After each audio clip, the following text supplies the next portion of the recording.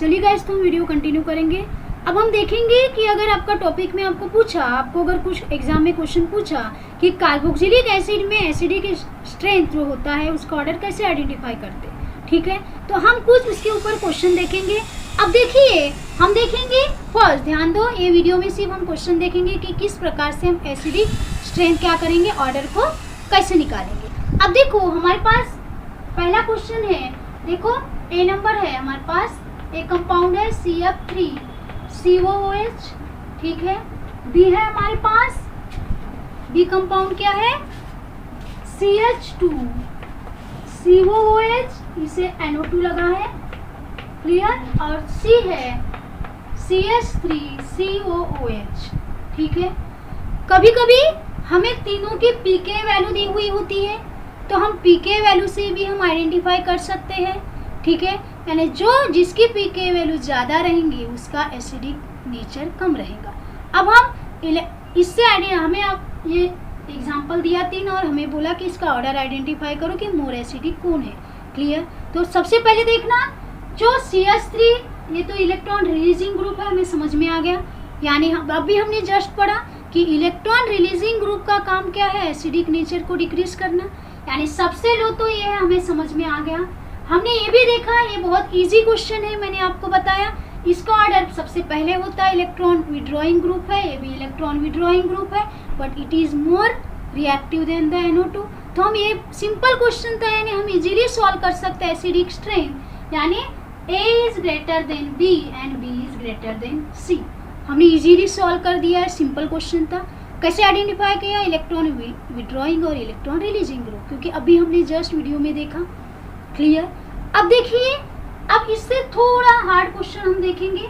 अब देखो कैसा, अब हमारे पास है, ध्यान से देखिए, ये है एसिड है COOH, क्या है ये, COOH, और यहाँ क्या लगा है, OCH3, क्लियर।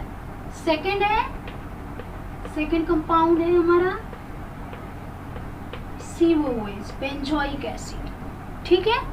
एंड थर्ड है, थर्ड हमारा कंपाउंड है, उनका कंपाउंड है NO2, थर्ड क्या है, NO2।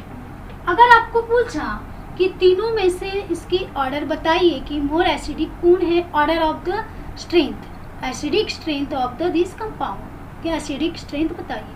अब देखो, ध्यान से देखिए, अच्छे से देखना है कि पहले ऑर्डर बताना है इसका। अब हमें मालूम है कि ये इलेक्ट्रॉन क्या है, डोनेटिंग ग्रुप है इलेक्ट्रॉन। अब यहाँ ये डायरेक्टली OCH3 मैंने वैसे डिस्कस किया था, ये इलेक्ट्रॉन रिलीजिंग ग्रुप में आता है। क्यों, क्योंकि ये क्या करता है, इलेक्ट्रॉन रिलीजिंग ग्रुप है ये, तो ये क्या करेगा, जो इलेक्ट्रॉन है ऑक्सीजन पे, ये क्या करेगा, ऑक्सीजन इलेक्ट्रॉन इसको दे देगा। अगर इसको इलेक्ट्रॉन दे देगा तो ये COOH इसको इजीली यहाँ से ब्रेक नहीं करेगा, यानी इसकी इलेक्ट्रॉन डेंसिटी बढ़ जाएंगी, तो ये H+ आयन को वापस से अपनी तरफ खींच लेगा, H+ आयन इजीली उसको नहीं देगा, फिर से खींच लेगा। यानी ये इलेक्ट्रॉन रिलीजिंग ग्रुप लगा हुआ है, तो इलेक्ट्रॉन रिलीजिंग ग्रुप का काम क्या है, इलेक्ट्रॉन को देना, इलेक्ट्रॉन को दे देगा, इसकी इलेक्ट्रॉन डेंसिटी बढ़ जाएंगी। ये कंपाउंड की इलेक्ट्रॉन डेंसिटी बढ़ गई तो H+ आयन को अपने तरफ वापस फिर से खींच लेगा, ठीक है।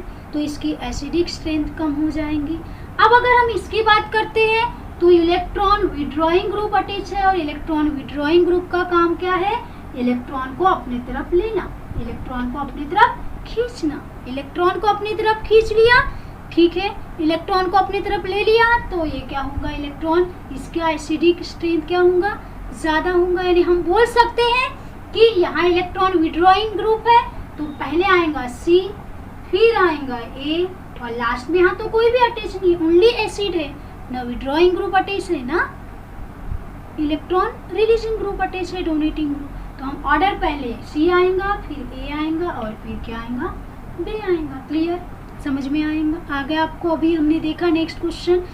अब ये थोड़ा इससे थोड़ा हार्ड था। अब देखो नेक्स्ट हम देखते हैं, नेक्स्ट क्वेश्चन है फॉर्मिक एसिड, क्लियर। उसके बाद है एसिटिक एसिड, और नेक्स्ट है बेंजोइक एसिड। नेक्स्ट क्या है, बेंजोइक एसिड, क्लियर। इसका ऑर्डर हमें बताना है। ये ए है, ये बी है और ये सी है। अब ये मोर एसिडिक कौन है ये आपको बताना है। क्लियर कि मोर एसिडिक कौन है, ये क्वेश्चन है हमारा। अब देखिए हमें आइडेंटिफाई करना है कि मोर एसिडिक कौन है, इसकी स्ट्रेंथ आइडेंटिफाई करना है। अब हमें एक तो पता चल गया कि ये रिलीजिंग ग्रुप है तो ये सबसे वीक होगा, वीक एसिड होगा क्योंकि इलेक्ट्रॉन रिलीजिंग ग्रुप है। गलती बहुत बार हो जाती। अब हमने ये भी देखा कि यहाँ फिनिल लगा है यानी इलेक्ट्रॉन विड्रॉइंग ग्रुप है। तो हमारे माइंड में गलती यही करते हैं, हम पहले सी लिखेंगे फिर ए लिखेंगे फिर बी लिखेंगे, पर ये रॉन्ग है। ये ऑर्डर क्या है, रॉन्ग है। अब देखो फॉर्मिक एसिड की अगर हम बात कर रहे हैं तो ध्यान से देखिए क्या होता है, C डबल बॉन्ड O और O माइनस है ना, कार्बोक्सिलिक आयन फॉर्म करता है। और हमने देखा ये इधर दे देगा इसको इलेक्ट्रॉन, ये फिर से आ जाएगा।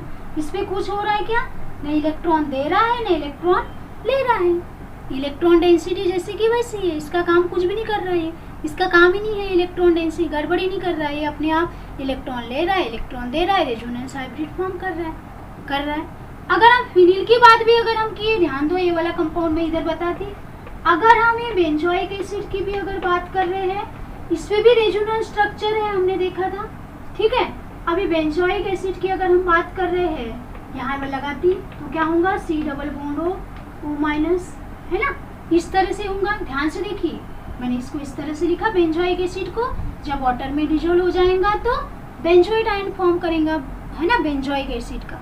अब ये क्या करेगा, अब यहाँ देखो ये वाला इलेक्ट्रॉन ध्यान से देखिए क्या करेगा, ये इलेक्ट्रॉन यहाँ आएगा, आ गया इलेक्ट्रॉन, ये इलेक्ट्रॉन को यहाँ दे देंगे तो ये भी, तो आप बोलेंगे दोनों में क्या डिफरेंस है, दोनों तो ऐसे ही कर रहे हैं। बट यहाँ जो यहाँ एक कार्बन को हाइड्रोजन अटैच है, ये कुछ भी नहीं कर रहा है, कोई उसका रोल ही नहीं है, सिर्फ ये रेजोनेंस हाइब्रिड हो रहा है, इसके स्टेबल कंपाउंड बन गया, वो स्टेबिलिटी गड़बड़ नहीं हुई।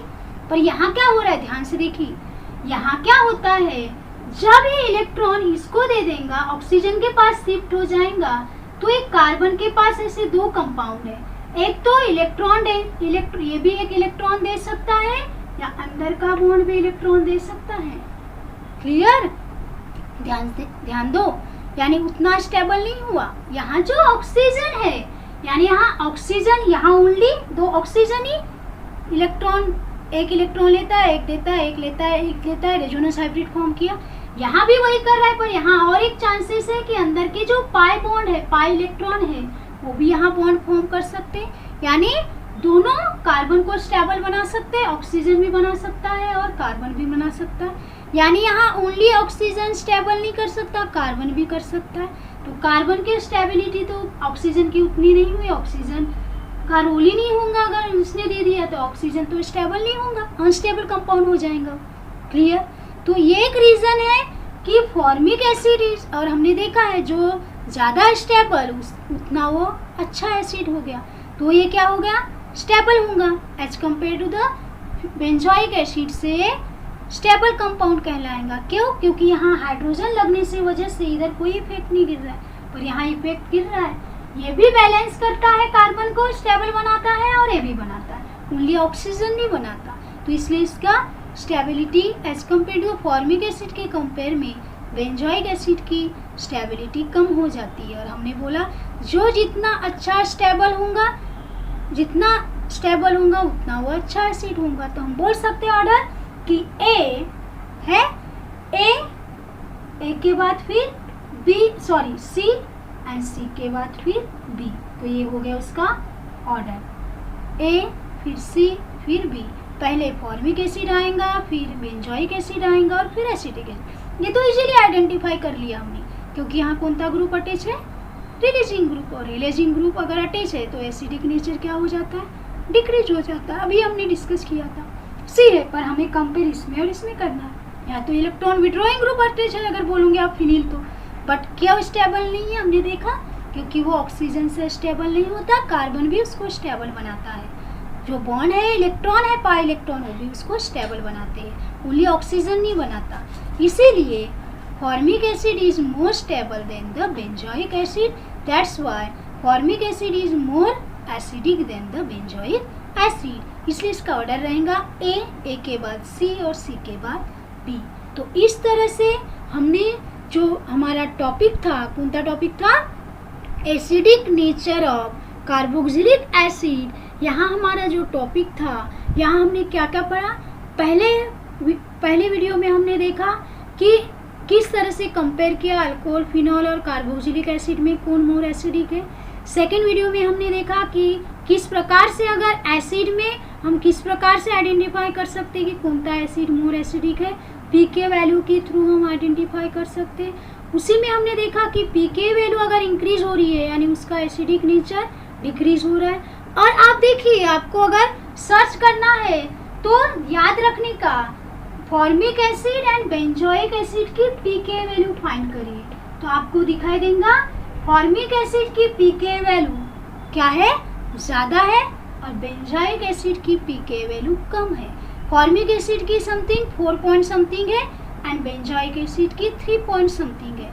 तो क्या हो गया, बेंजोइक एसिड की यानी जिसका पीके वैल्यू ज़्यादा वो मोर एसिडिक। क्लियर?